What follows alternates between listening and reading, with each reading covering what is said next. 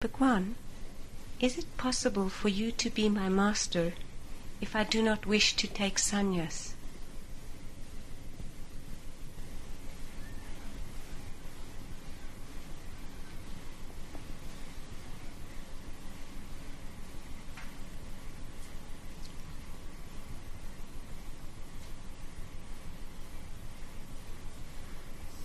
I think you do not understand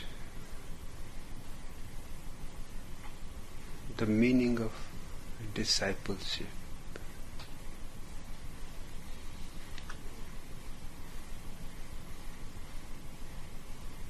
You are asking something impossible.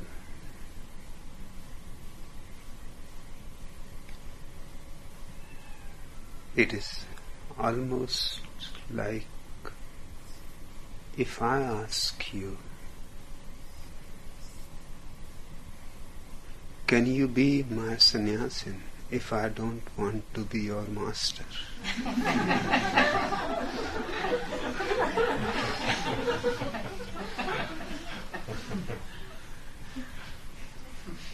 You can see the absurdity of it.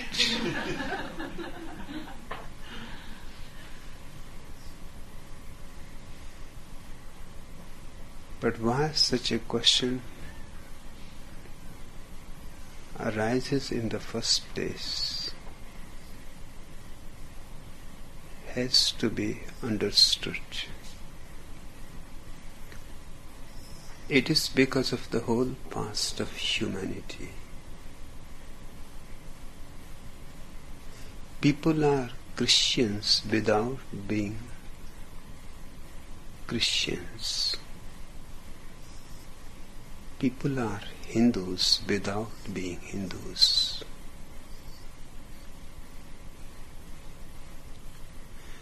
Only formally Christians accept Jesus as their master.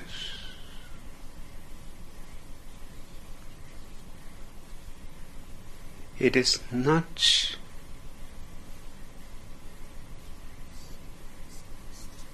an intimate, sincere, total relationship.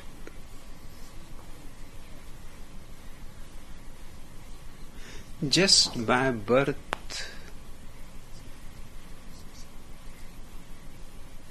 it is an accidental relationship. They have not chosen to be Christians. They are born in a Christian home or in a Jewish home, and they have been conditioned to believe that Jesus is your master, Moses is your master. Poor Moses knows nothing about you. Neither Jesus has any idea who are you. And this is all over the world.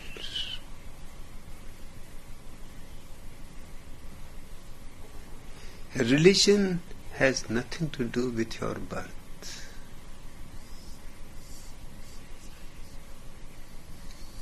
By birth one cannot be Christian, Hindu, Mohammedan. But that's how it has been happening.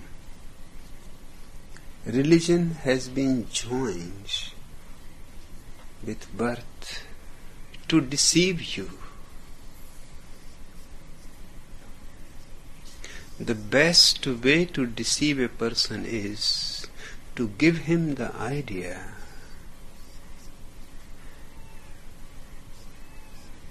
that what people are seeking, you have already got it.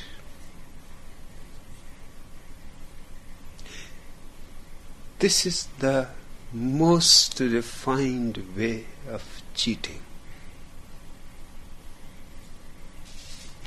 A Christian never thinks of searching what religion is, what it means to be a disciple, what it means to accept someone as your master. He has been deceived from the birth that you already have religion. Ready-made it has been given to him. No effort on his part has been made. No search, no seeking, no inquiry.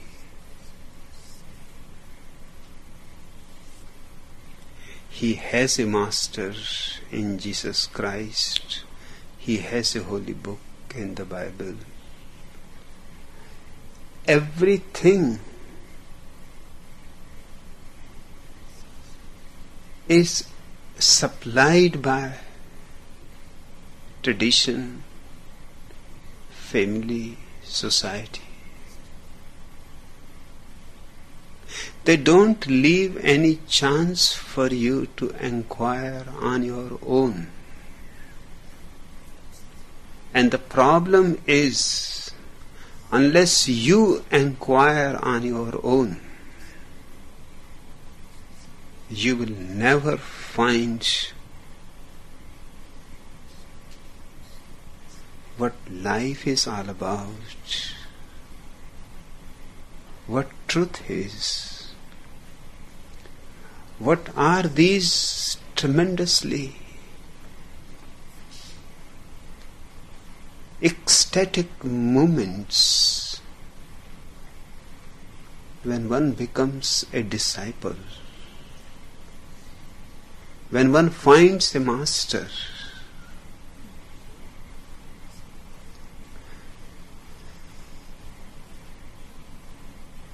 You will never know those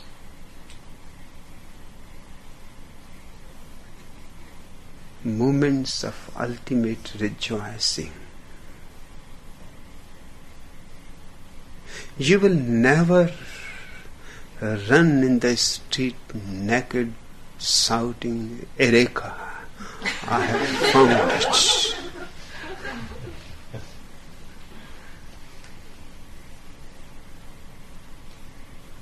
Archimedes was not mad.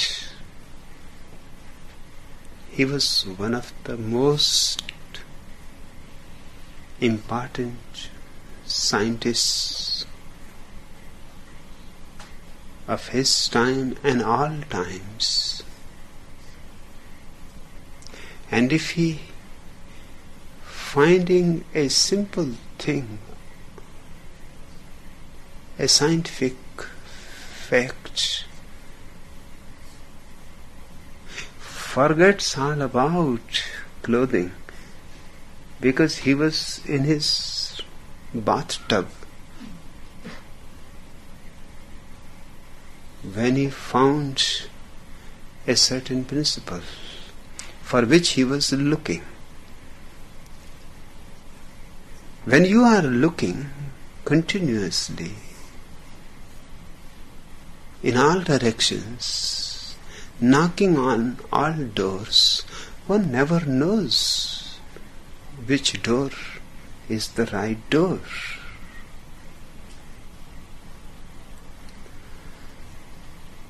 He was puzzled for months because the king has told him that if you are really a scientist, you should find out one thing. Somebody has presented me, another king, a crown of gold. I want to know whether it is pure gold or there is some mixture in it. Is any other metal is mixed in it, and I don't want the crown to be cut. I don't want you to touch it even. You have to find it without spoiling the beautiful present.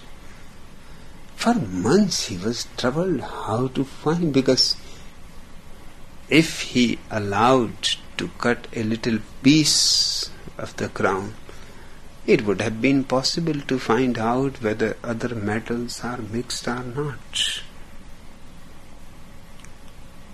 When a question remains continuously with you for 24 hours,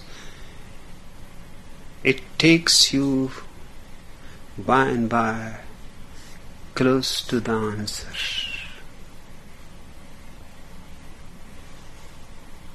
The answer comes in a moment of relaxation.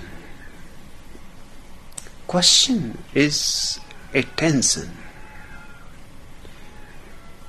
But you can get the answer in relaxation only if the tension has been to its uttermost climax. And it has been so for months, and the king was asking every day. And Archimedes was started feeling embarrassed. A well-known scientist cannot find such a small thing. People had started laughing at him. He could not sleep. He could not do anything. Only one question. That day, relaxing in his bathtub, which was full of water, completely full, as he sat in the tub, naturally some water flowed out.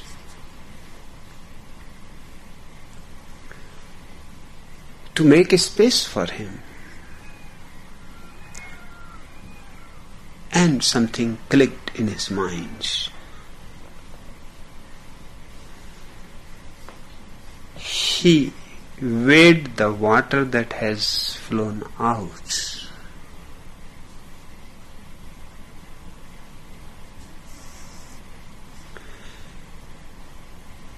And he has found the principle. If pure gold is put in water, then a certain amount will come out. If some other metal is mixed in it, then a different amount of water will come out, because that certain metal will not have the same effect on water as the gold if it is pure. Now the crown has not to be destroyed, it has just to be put in water. And another pure gold of the same weight can be put in water, and you can see how much water comes from both. If it is exactly the same, then the crown is pure gold. If it is not, then there is mixture.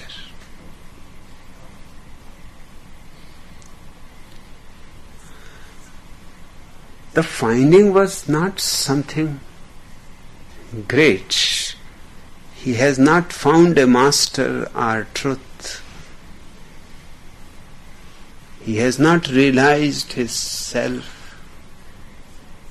He has not entered into nirvana.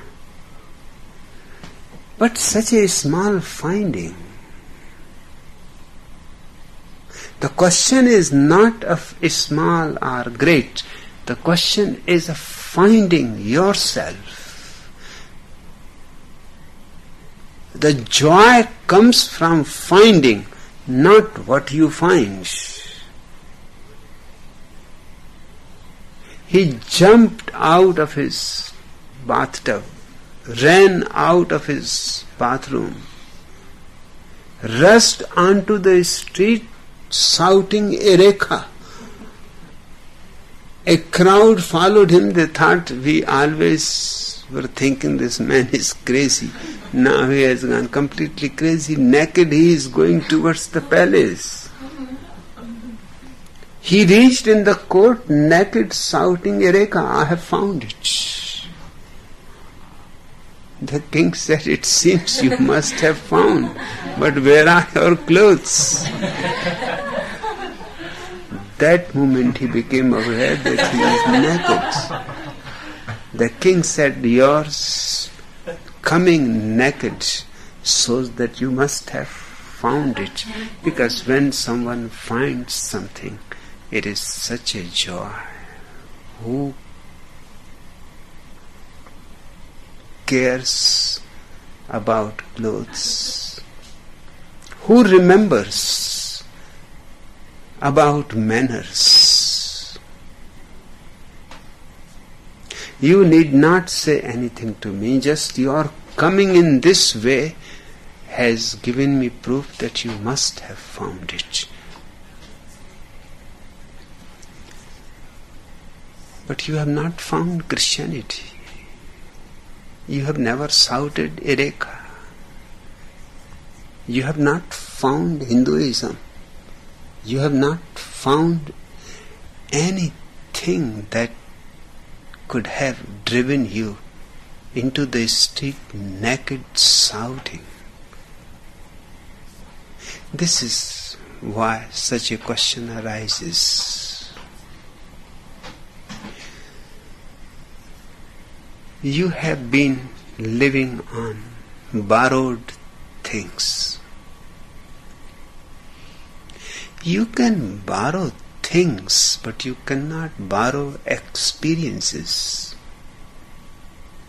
You can borrow money from someone, but you cannot borrow his love experience. You cannot say, just give me your love experience for 2 days and with interest I will return it back. Love experience is not a commodity.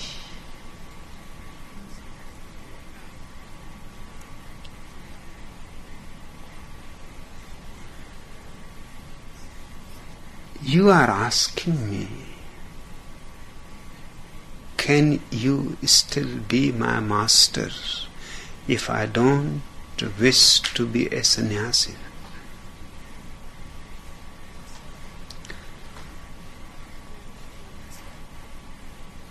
There must be many misconceptions in your mind, as if it is something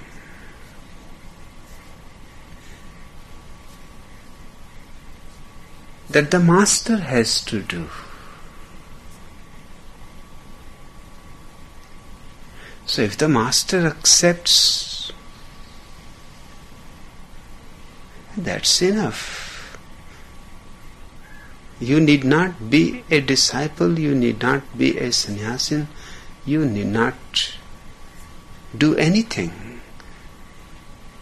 That too is given by your idiotic tradition to you. Jesus is the Savior. All that you need is to accept Him as your Savior, and that's all. The whole responsibility is His. On your part is only one thing, to accept Him as your Savior. Nothing else is needed, no transformation in you.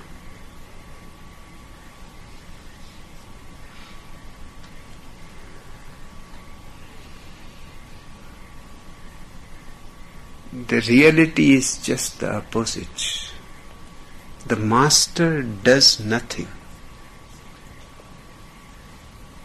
It is in your becoming a disciple that the whole mystery lies. It is in your surrender of the ego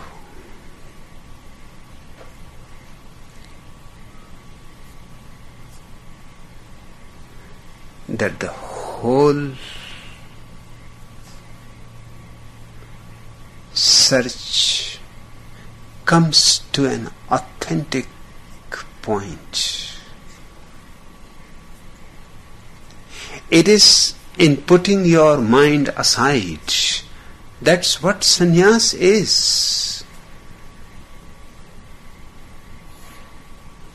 An authentic discipleship. It means putting your mind aside. You have lived according to your mind up to now. If it is fulfilling, then there is no need for anybody to become a sannyasin. If you feel you are blissful with your mind, then why bother about a master? Why carry unnecessary load? Why become tethered?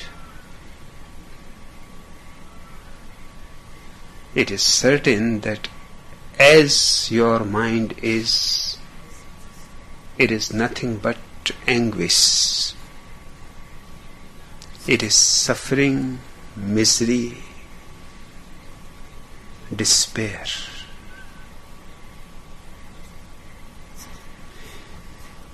But you are not ready to become a sannyasin.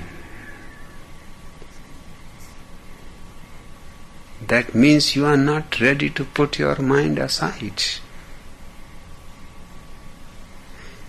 Translated into reality, you are not wishing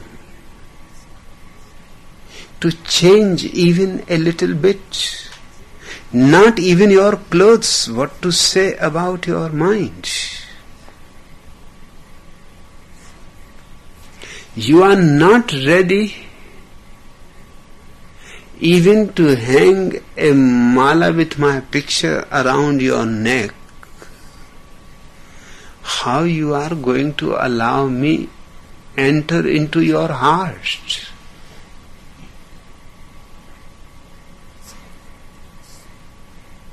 And you want me to be your master.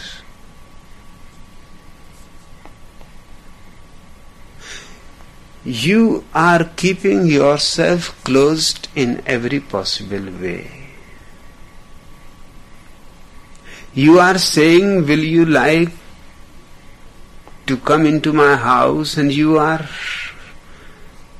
closing the doors on my face. On the one hand, you are inviting me. On the other hand, you are closing your doors and windows, so I cannot enter in any way. The relationship between a master and a disciple is one of the greatest mysteries of existence. The master does nothing, remember it always. He is only a presence.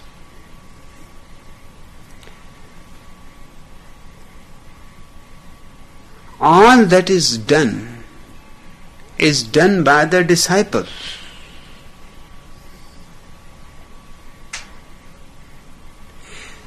The presence of the master is helpful. Just the presence.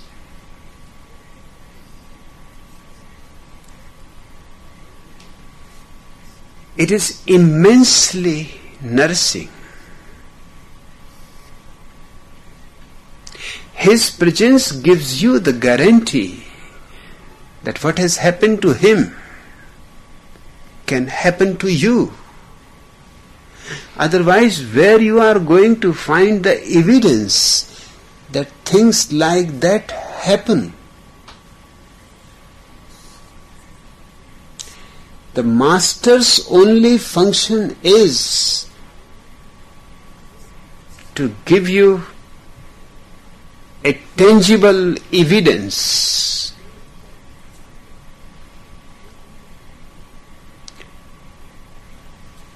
You cannot make Jesus your master because he is dead for 2000 years. The relationship between a master and a disciple is a living relationship. You don't get married to women who died 2000 years before. Otherwise, I think everybody would be marrying Cleopatra, Amrapali.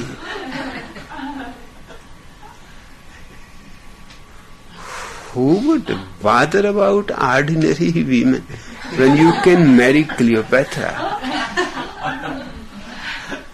And Cleopatra cannot say no. She is dead for long.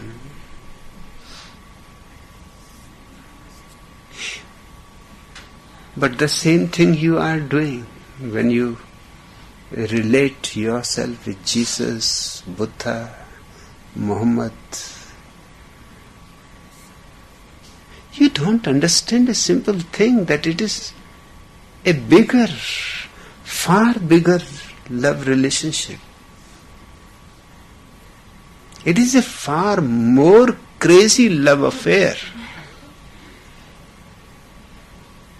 It cannot happen between somebody who is living and somebody who has been dead for thousands of years. The distance is too much. But people prefer to make Jesus, Muhammad, Lao Tzu, Zarathustra their master. For the simple reason because the master is not present. He cannot say no. He cannot ask you that first you have to go through a transformation.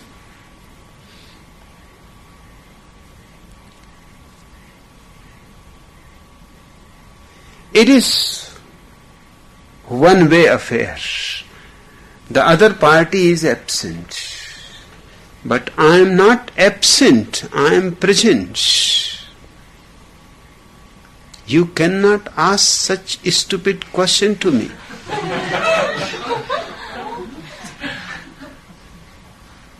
If you don't wish to become a sannyasin, am I mad to become a master to you?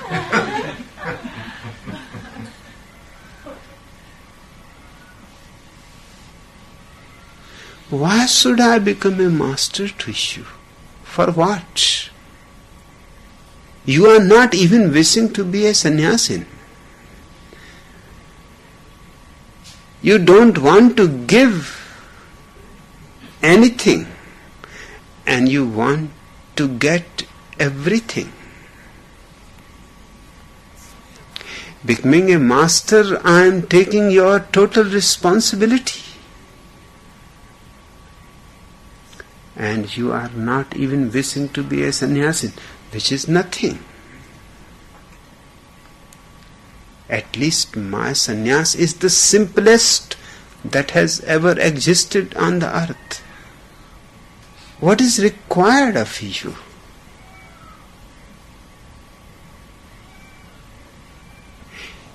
Even this seems to be too much.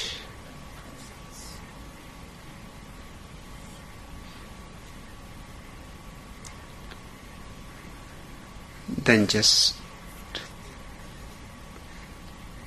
don't be bothered with greater things of life.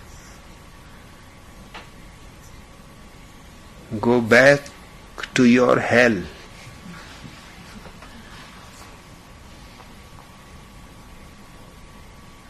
You are not meant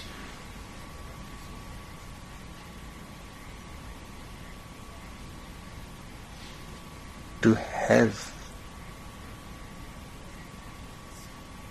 eyes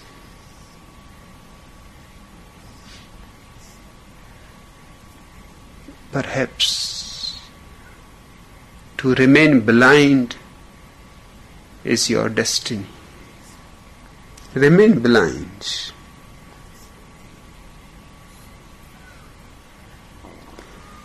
Asking such a question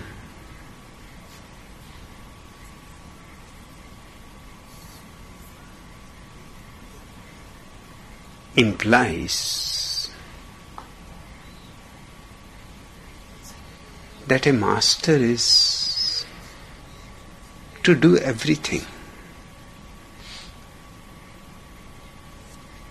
Only thing is needed is to be accepted by him.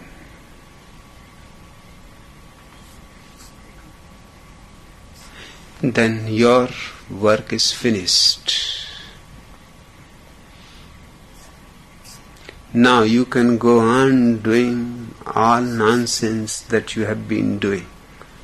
You can do it now even more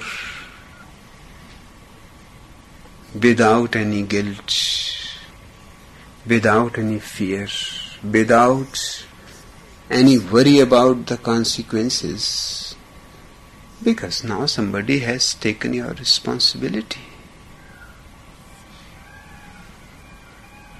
Umar Khayyam, one of the great poets of Persia, says that don't stop me from enjoying women and wine. Don't stop me, because God is forgiving. If I do not commit sin, then what will happen to God's forgiveness? I have to commit sins just to keep God qualified, compassionate, forgiving. No sin is bigger than God's compassion. Let me commit the worst. He is there.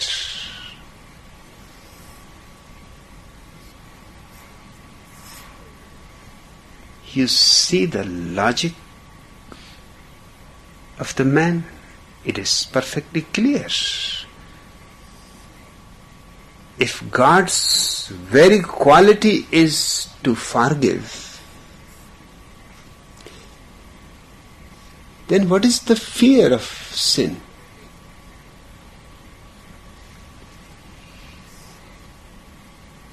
And how much sin you can commit? God's compassion is infinite. All your sins combined will still be finite. They cannot be infinite.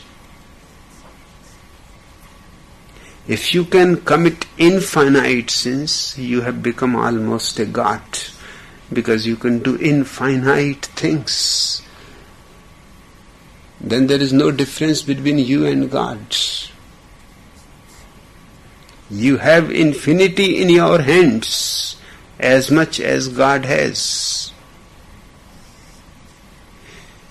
Umar Khayyam's statement is significant because that's what all religious people are doing. They put the responsibility on somebody and then they go on doing their thing, hoping, believing that everything will be all right in the end. They have a great Savior who will stand for them before God.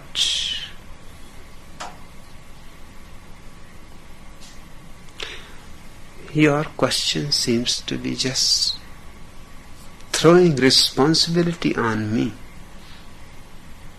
And I am very irresponsible person. I have never lived responsibly. From my very childhood, everybody has been telling me, be responsible.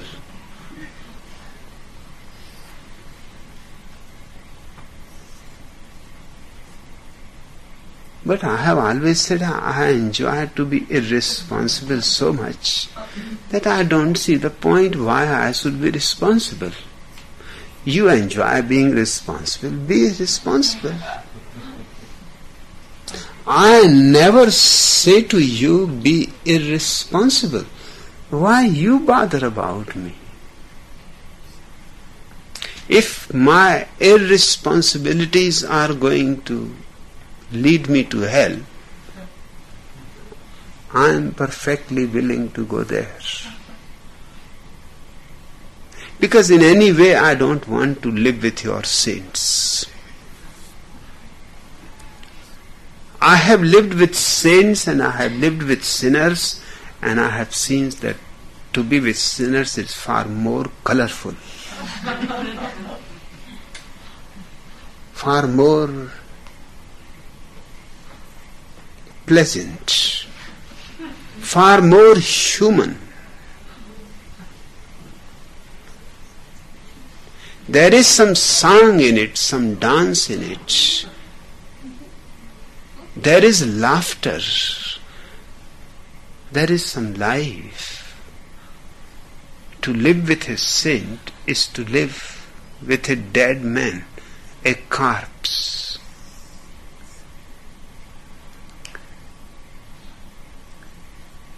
Have you ever been in a room alone with a corpse? Can you sleep? Can you eat? Can you drink? Can you laugh? The corpse will not interfere in any way, but just the presence of the corpse in the room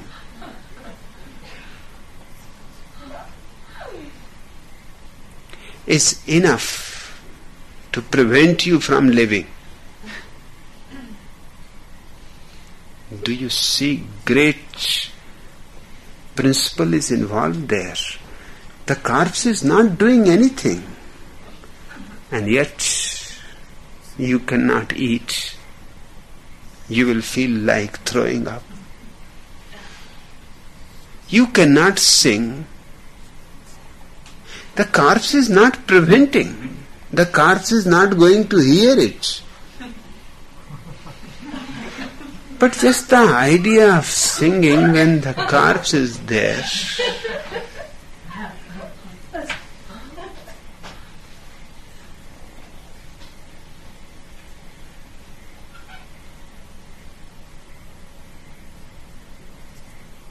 saints are dead people. The more they are dead, the more they are thought to be saintly. To live with them is simply sickening.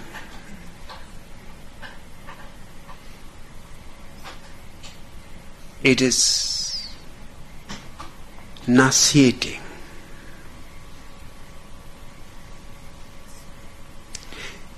They are so inhuman about everything.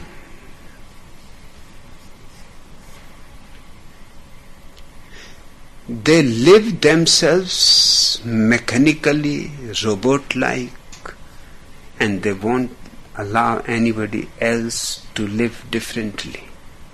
They will make you feel guilty for everything. In Mahatma Gandhi's ashram, and he was a great saint, Mahatma means great saint. You could not have smoked. I know smoking is silly. But what is wrong in being silly?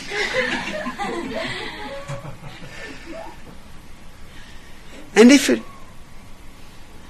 if one enjoys it, once in a while to be silly is perfectly human.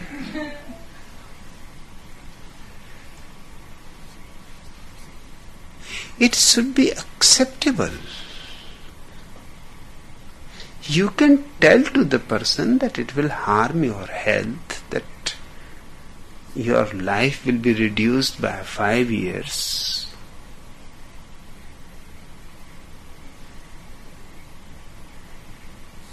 But if you don't want to live that long, it is perfectly good, because what you are going to do 5 years more?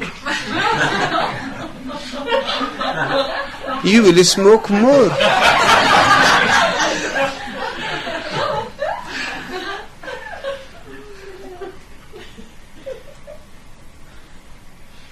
And it is not a healthy habit, but people who don't smoke, they fall sick. And I have seen people who have been smoking continuously, chain smokers, and never falling sick. So all these are just guesswork. All that the smoker is doing is enjoying, taking the smoke in and throwing it out.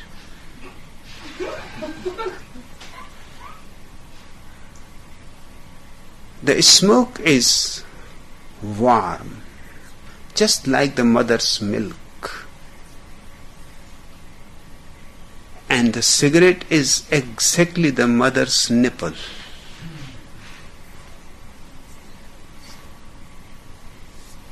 He is again enjoying being a child. Cigarette is just a way of enjoying one's childhood again. That's why a cigarette is so relaxing. When you are worried, tense, you start looking for the cigarettes. It helps. It is human.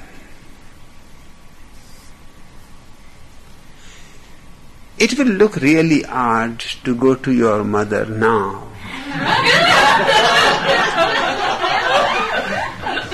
and say that I am so tense and worried. I think cigarette is a good substitute. Don't disturb these people, otherwise they will disturb women. Your mother may be dead, then you have to go to your wife and she may be just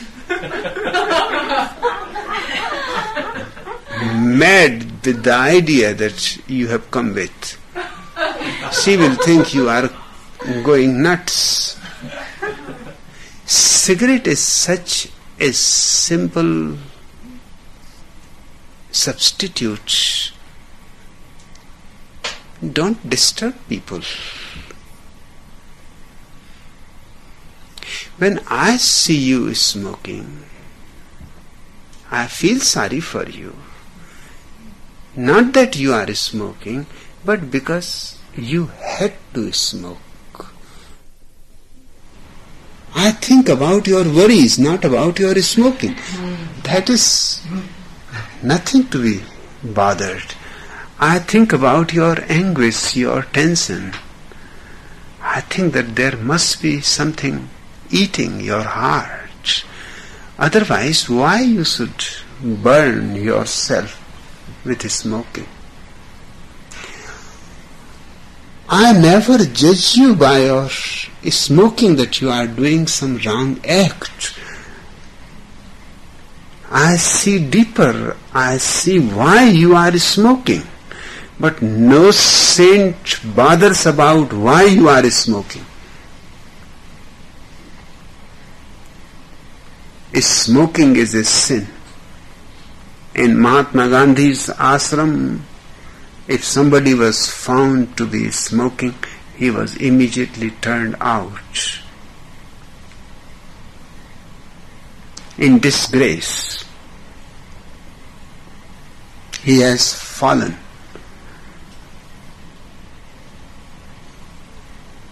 And the poor fellow was simply trying to relax. In fact, his smoking was an indication that the ashram is not relaxing, that it is not the place where people relax. Here is the place where people become more tense. In fact, all the ashramas make you more tense. It is a strange dilemma. They make you more tense, more worried. This world is not enough for them. They bring hell and heaven and all kinds of consequences that you will have to suffer.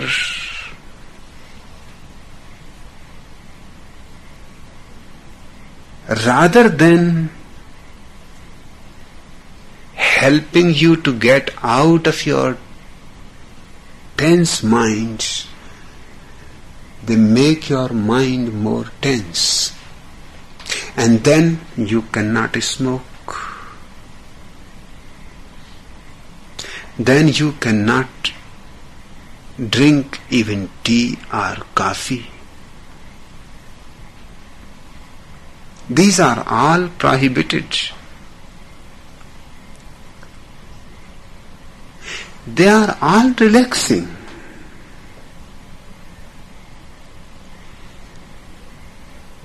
A relaxed person may not need smoking.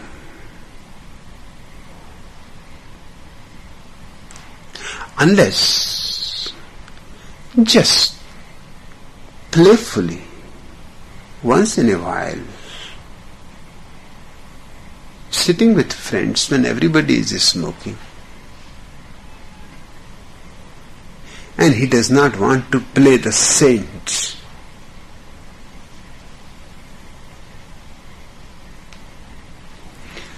I used to go to parties when I was in the university. It was a problem because the host was worried that everybody will be drinking and I may feel left alone.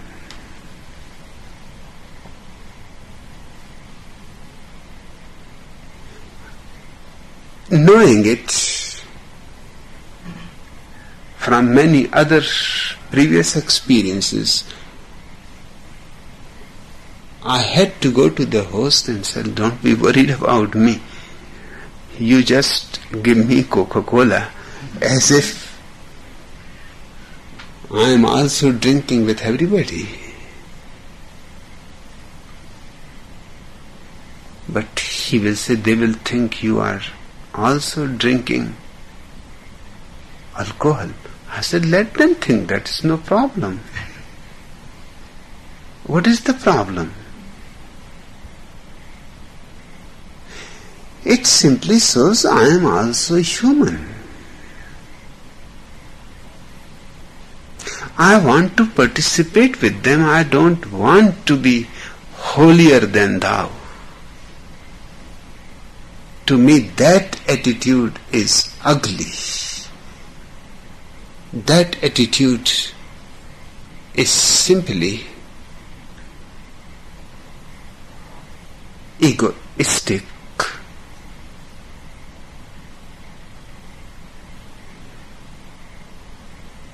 I cannot drink alcohol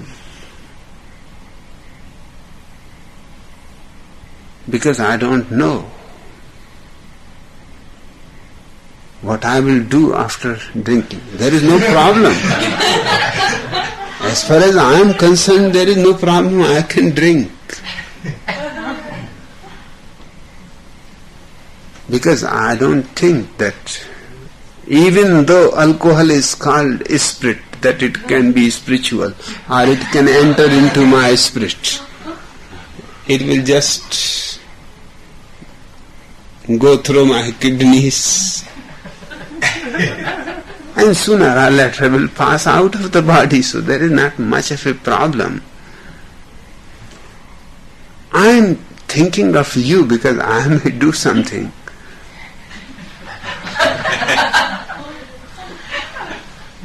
And that may create trouble for you. So just give me Coca-Cola. That's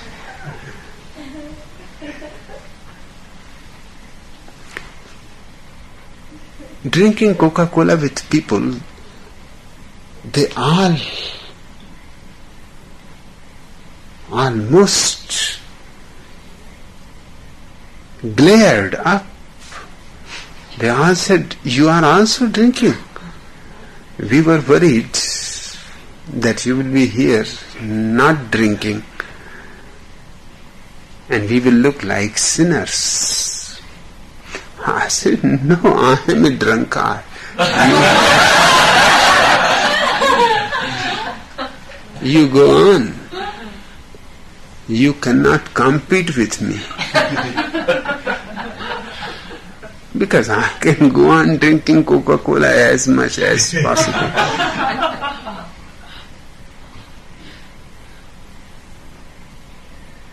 But I felt happy that they were not feeling guilty.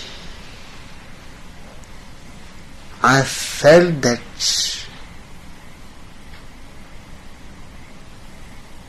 I have done something appropriate. I have been human. Your saints are not human.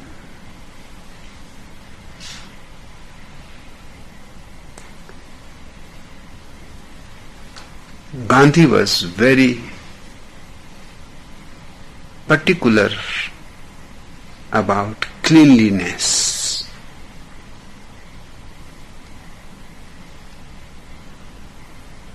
He followed the same idea. Cleanliness is next to God. No, for me it is the trouble. There is no God. So only cleanliness remains. Not even next to God. Just the first. There is no next. But I don't come to look into your room and into your bathroom.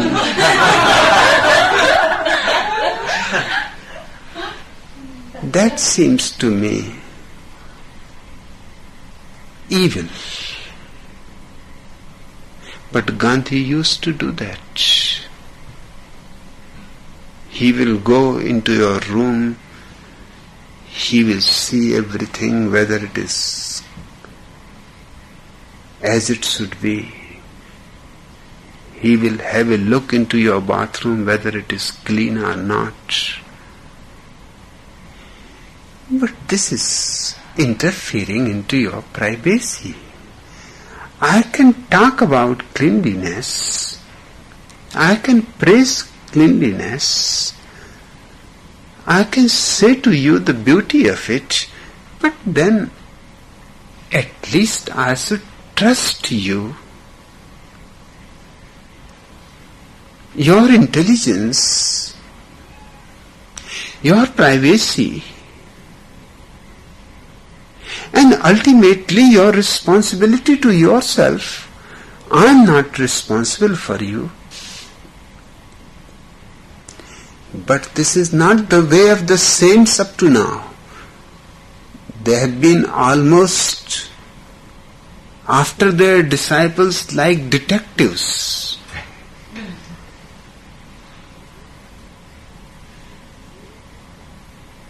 Making the disciple feel as much guilty as possible. There is some arithmetic in it. Greater they make people feel guilty, bigger they are thought to be saints. Their height goes on becoming higher and higher as you go on sinking lower and lower. Their whole saintliness depends on your guiltiness. And to make you feel guilty, it is very simple. Start condemning everything that is human, that is natural.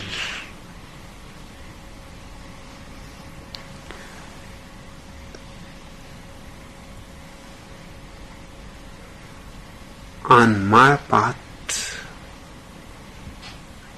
the Master is only a light.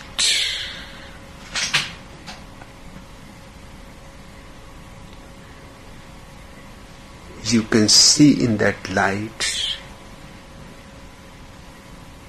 and go wherever you want to go. The Master is not somebody who is continuously following you, forcing you. He is simply a presence. In His presence you become aware of your ultimate potential. You become aware what you can be and what you are not. You become aware of your hypocrisy. Sannyas is nothing but dropping your hypocrisy. And you say to me, I don't wish to be a sannyasi. You insist to remain a hypocrite, a split person, making me a master, you will become more split.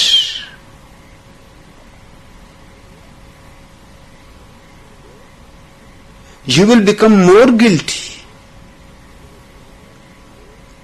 because you have made somebody a master and you are not a disciple to him.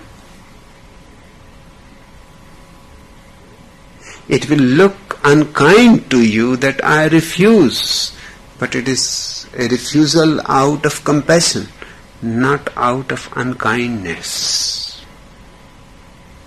I refuse to be a master of anyone who is not wishing to be a disciple.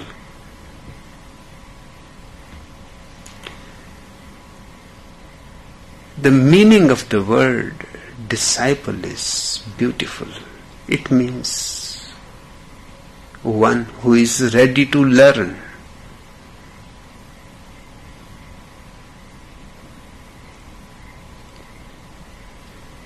And there is much to be learned.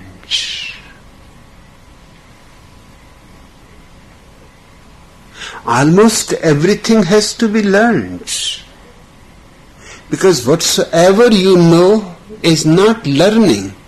It is knowledge, completely rotten knowledge. You have taken it from others. You have not searched for it, looked for it, inquired for it. It is not your own. You cannot say Eureka.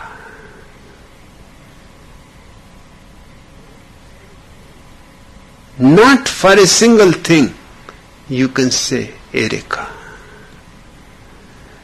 And a man of learning, a disciple, finds every moment like Archimedes. Life goes on revealing new secrets every moment.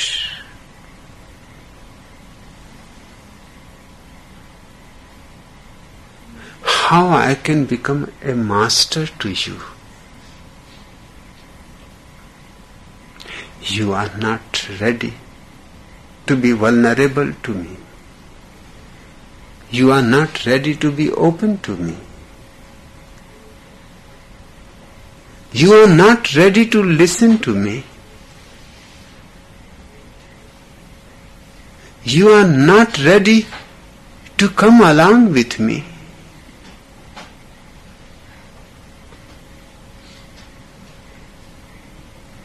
You want to remain as you are, what you are, yet you want one more guarantee.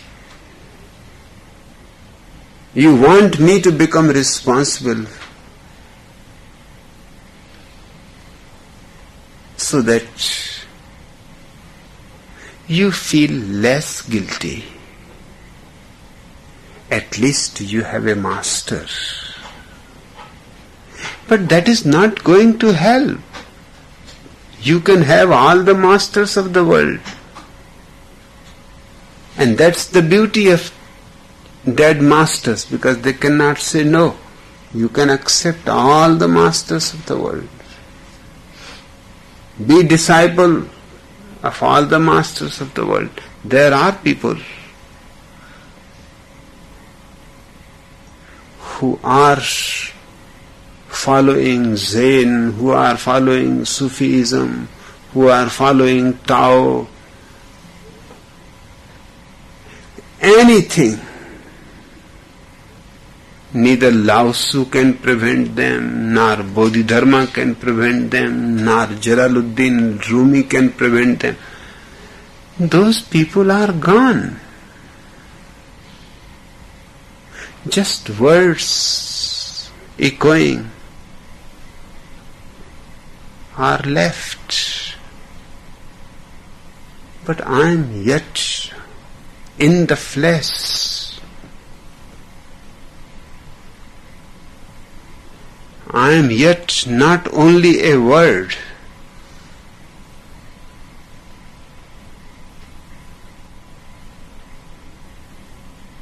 My word is still living. If you want to have any contact with me, you will have to ready to travel with me. It is a long journey.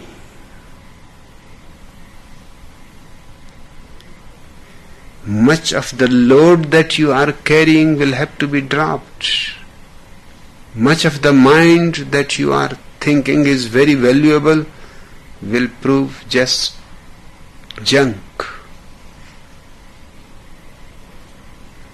Much of your character that you valued so much will prove nothing but forced discipline.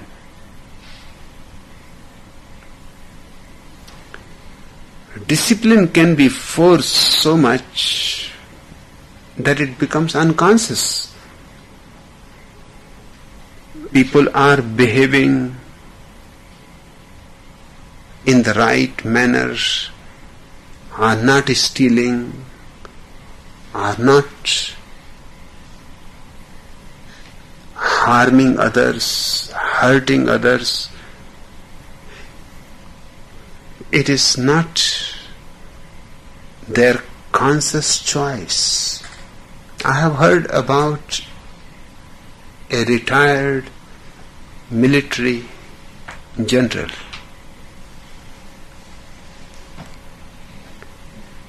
It is a case after the First World War. The general has lived his whole life Not his only.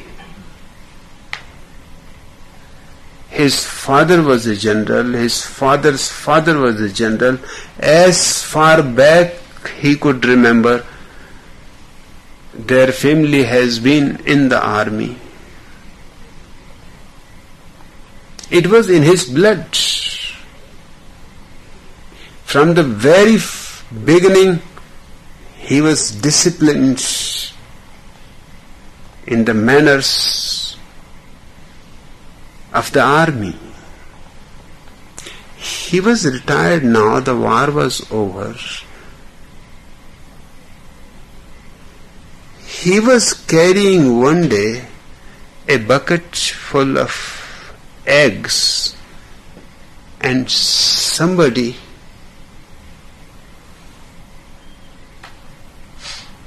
just played a joke on him. He shouted, "Attention!" And he stood in attention, dropping the bucket and all the eggs on the road.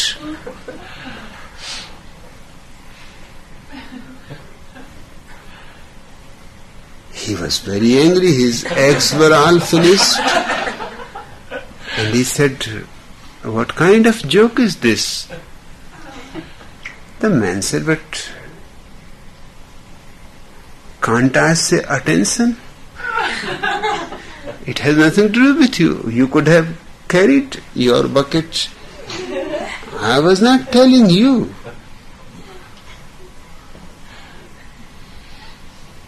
He said, "You don't understand. It has gone into my blood, into my bones. Even in the night, if somebody says attention, I will jump out of the bed and be in attention. Then only I will realize that it is a joke. But first I will be in the position." This is discipline. Your morality, your character are nothing but forced discipline. They have become unconscious. And anything that is unconscious is of no value at all. Coming along with me, you will have to understand that your morality is just imposed. You are an imposter, pretending to be moral, not knowing even ABC of morality. Your character is nothing. When I applied for professorship, they asked me for a character certificate. I said, "I cannot produce." The education minister said, "But why?" I said, "For the simple reason, because I don't find a man of character from whom I would like to have a character certificate." He says, "You are something. You can't find a man of character?" I said, "No, I don't find a man of character. And how can I have a character certificate from somebody whom I cannot give a character certificate?" I know my Vice Chancellor.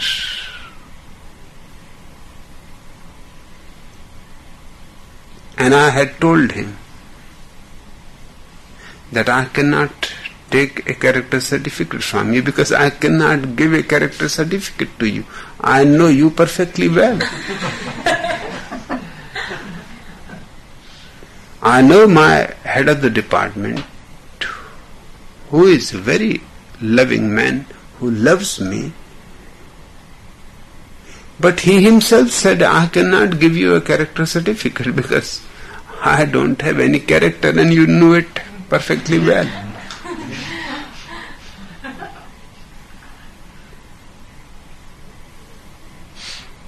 I said to the education minister, you give me a character certificate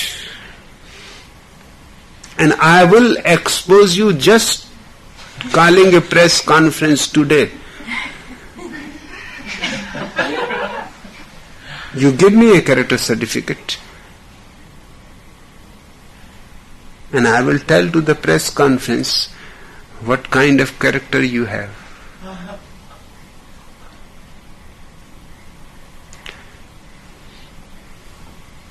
He started perspiring. He said, you just take your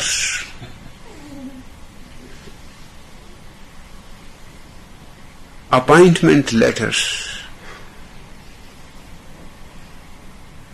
But I said, what about the character certificate? Because it has to be attached with the application.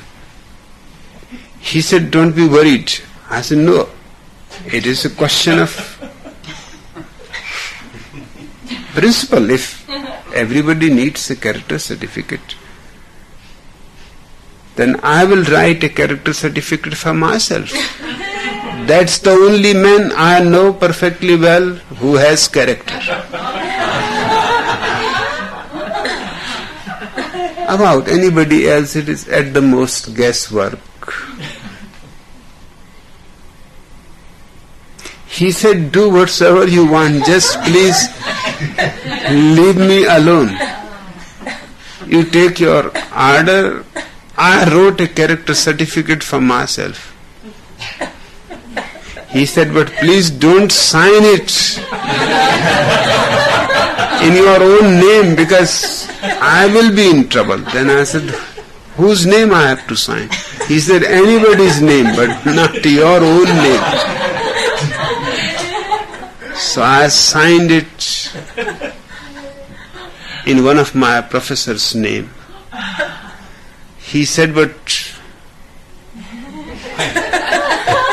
you are signing with somebody else's name. I know this man, S.S. Rai. He is your professor. What you are going to say him? I said, you don't be worried. This is a copy of the original. Original I will take from him. I said, this is done every day. Original is taken, then copies are made. This is just the reverse. The copy is given to you. Original I will make. I went to S.S. Rai. I told him that this has happened and this is the character certificate I have written. You give me the original. He looked at the certificate. He said, you should have come to me because you have not written anything.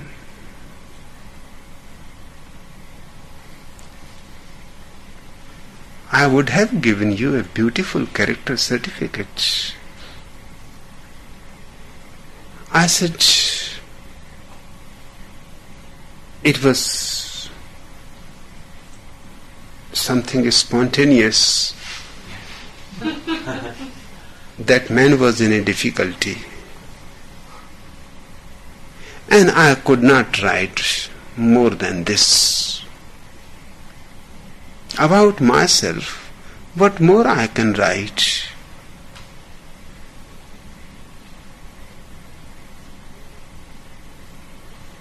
He said, but this is not a character certificate at all, because you are saying that I am a human being. Very ordinary. And you ask me to sign it.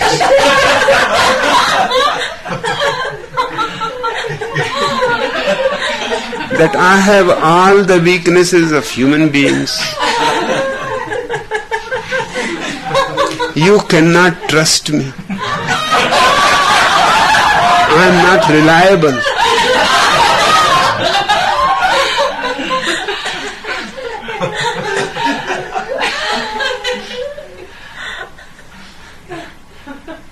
Now I have to sign it, he said, and you will show it to people. I said, no, I will not show. Original I will give it to you. Original you can keep in case it is needed. He said, then it is okay, because I don't want people to see that I have written this character certificate about you. I love you and I know you. These are not your qualities. I said, but when I have to write about myself, do you think I should write, I am the only begotten son of God?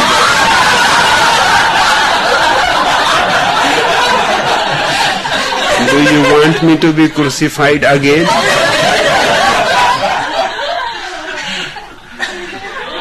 Once is enough.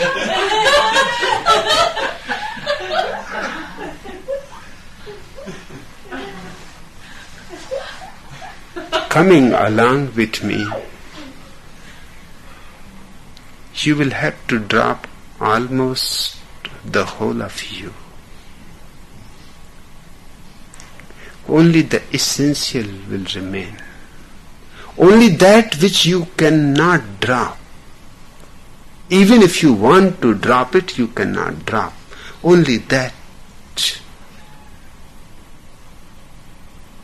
will remain.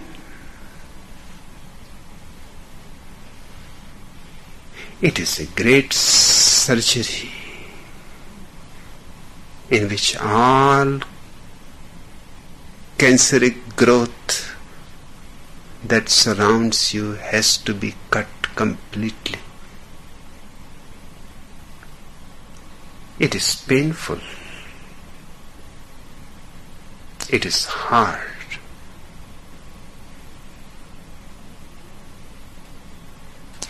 Just because it is so painful and so hard that I make it as light as possible, as joyous as possible. I try to make it a joke for the simple reason because the task is hard.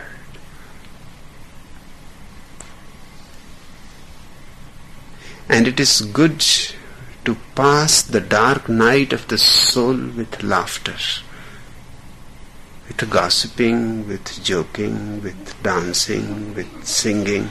It is good to pass the dark night of the soul. What is the point of crying and weeping and mourning and wearing the black habits of the Christian priests?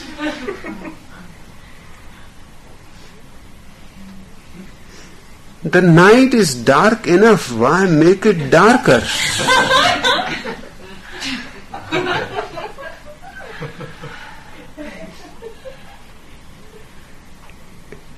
To transform yourself,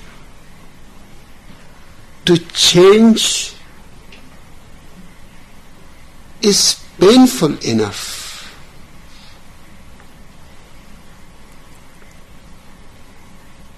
Why make it more miserable?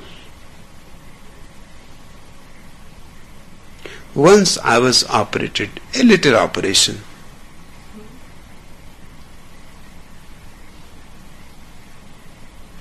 I continued to joke with the doctor. He said, you please wait. You don't make me laugh. Because I may do something wrong.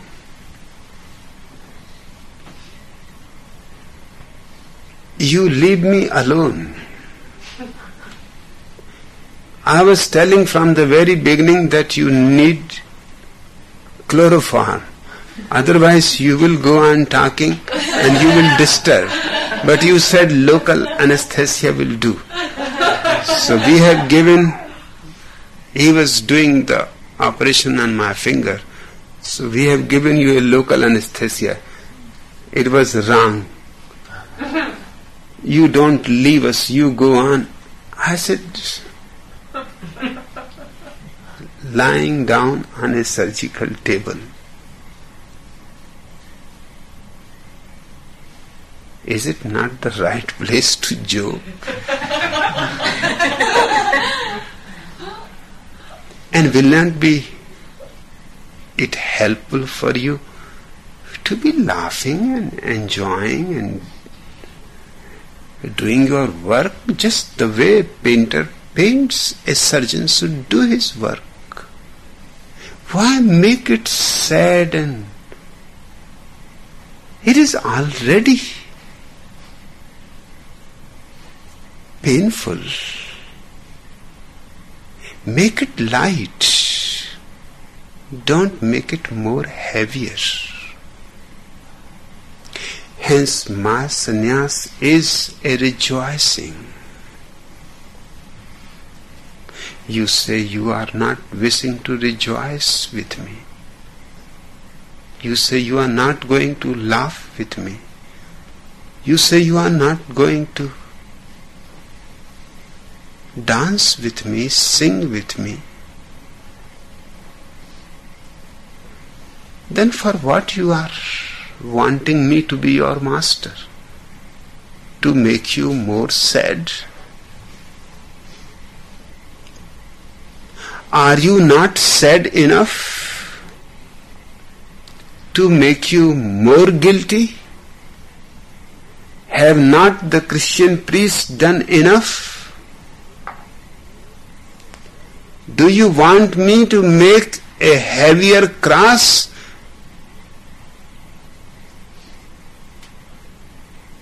Is not Jesus' cross weighty enough for you? For what you want me to be your master?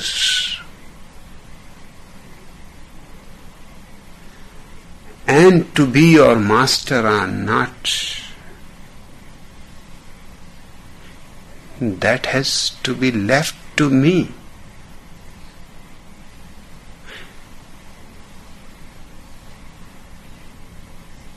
You are not to be concerned about it. Your whole concern should be, can you be a disciple? How I can be a disciple should be your question. You are not going to be a master, so bother about the master. That is my business. And I know my business perfectly well.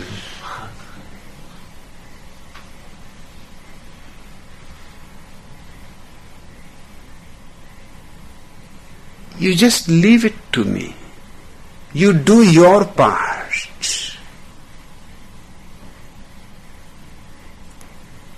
And if you succeed in doing your part, you will not go empty-handed from my doors.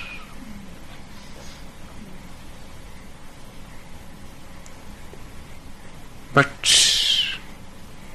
first things first, you should be ready to do your part.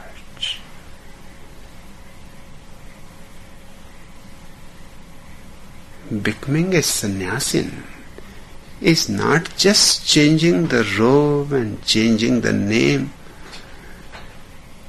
Those are just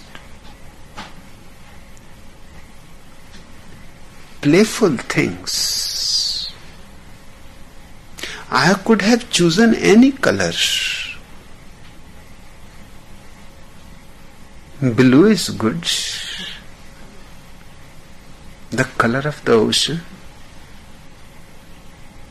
Green is good, the color of the whole nature. I could have chosen any color. I have chosen red for two reasons. One, because red in the East has been the color of sannyasins for centuries. I have not chosen it because it has been the color of the sannyasins, so my Sannyasins should also be part of that tradition. No, I have chosen it to sabotage that tradition.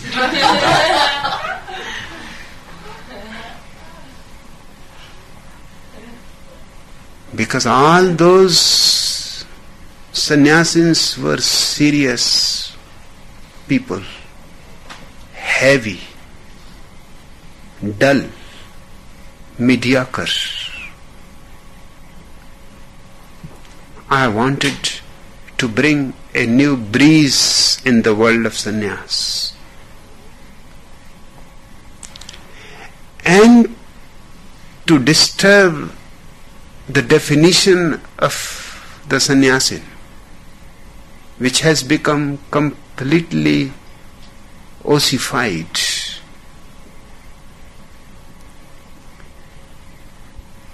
I had created the confusion. Now in India, it is very difficult who is who.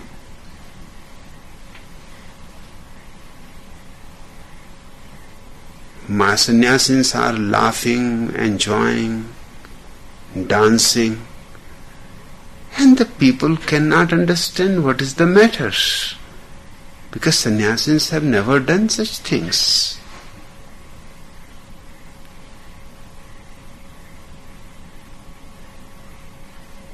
And secondly, because red has become associated with communism, I wanted to sabotage that idea too. That red is nobody's monopoly.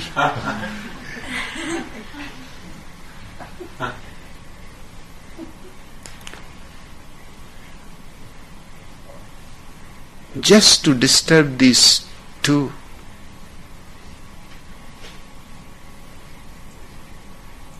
I had chosen red.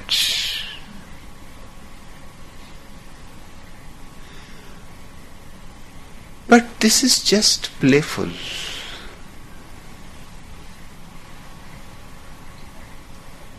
You will have to think about sannyas in its deepest meanings. It means that you have found someone whose eyes can see far than your eyes can see, whose reach of the hand goes higher than your reach of the hand. You have found someone that you feel jealous of. You would like to have this serenity, this peace, this silence, this song.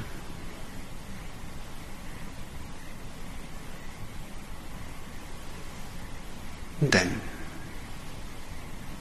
be prepared on your part.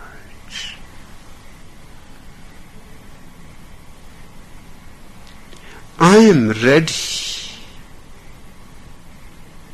I have been long ready.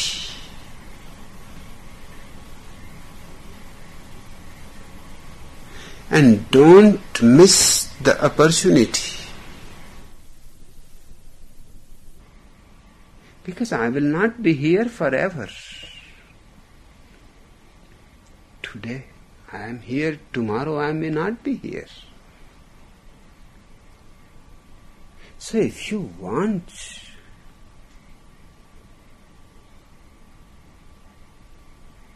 in some way to use my insight, my vision, my experience, if you want to become part of my universe,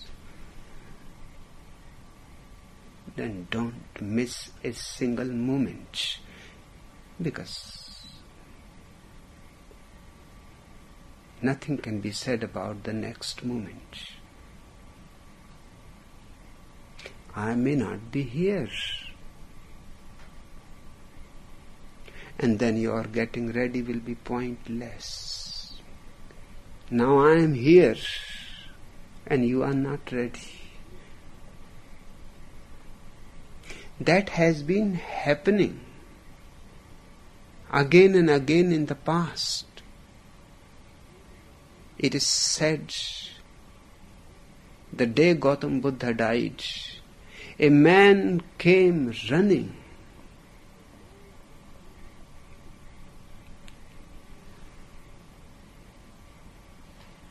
Buddha had asked his disciples that this is my last meeting with you in the body. I am going to leave the body.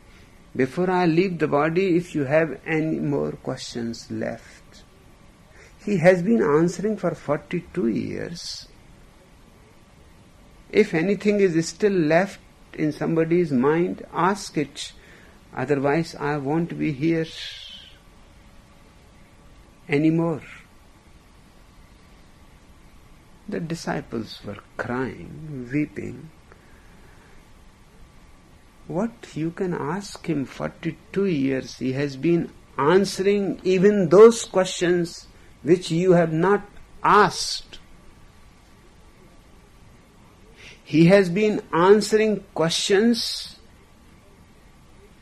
which you have wrongly asked, but he has answered rightly.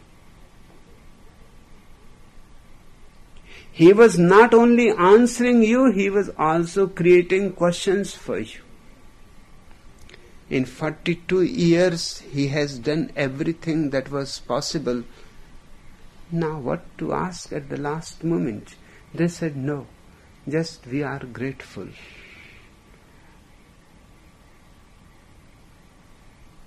He closed his eyes. He moved the first step inwards, that is, he moved away from the body to the mind. Second step, he moved from the mind to the heart. Third step he was just going to take from heart to the feeling of emness, asmita. It cannot be called I. It is far more refined. Just emness. And then the last jump into nothingness. While he was just moving in, the man came running. He said, but I have a question. The disciples said, now don't disturb him. Where you have been? From your village he has passed at least 30 times. He said, I know. But sometimes there was so much crowd of customers in my shop. Sometimes I was engaged in my son's marriage. Sometimes my wife was sick, and so on and so forth. I always thought next time when he comes, I will go. Just now I heard that he is leaving the world. What about my question? The people said that you seem to be an idiot. 30 times he passed, and 30 times you missed, and now when he has just taken leave of us, now it cannot be done. But Buddha came back. He opened his eyes. He said, no. let him ask him. Let him be answered. Because I don't want in the history to be known for the coming generations that a Buddha was alive and yet somebody returned from his door empty-handed. Let me do my part. If he is ready, and I can see he is ready. My death has been a shock to him and has made him ready. I am happy that even my death has helped someone to be ready to listen.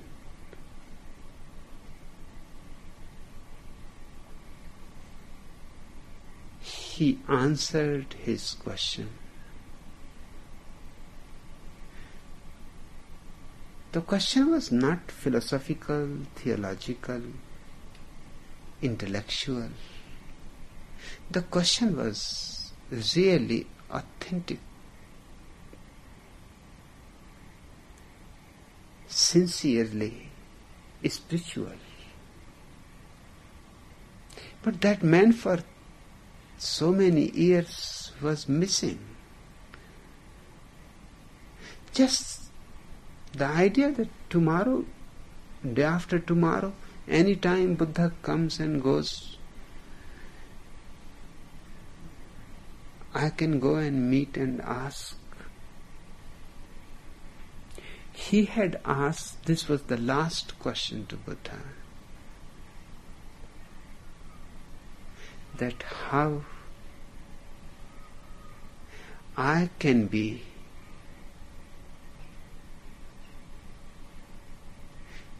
in a position that whether you are in the body or not, your presence will remain available to me. What can I do? He had asked a real religious question. He is asking, what can I do so that your presence remains available to me? This time I have missed when you were in the body, but I don't want to miss forever.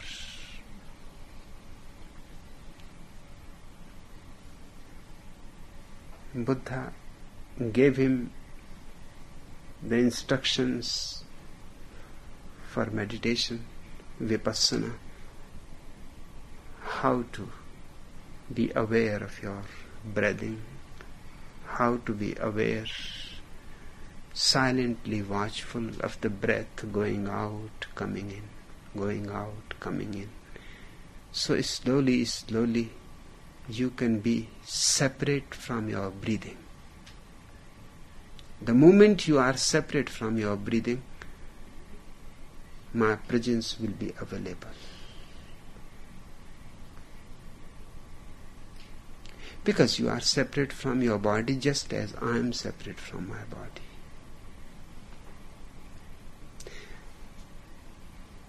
If a disciple is ready, even a dead master can be alive. If the disciple is not ready, then even a living master cannot do anything. It all depends on the disciple.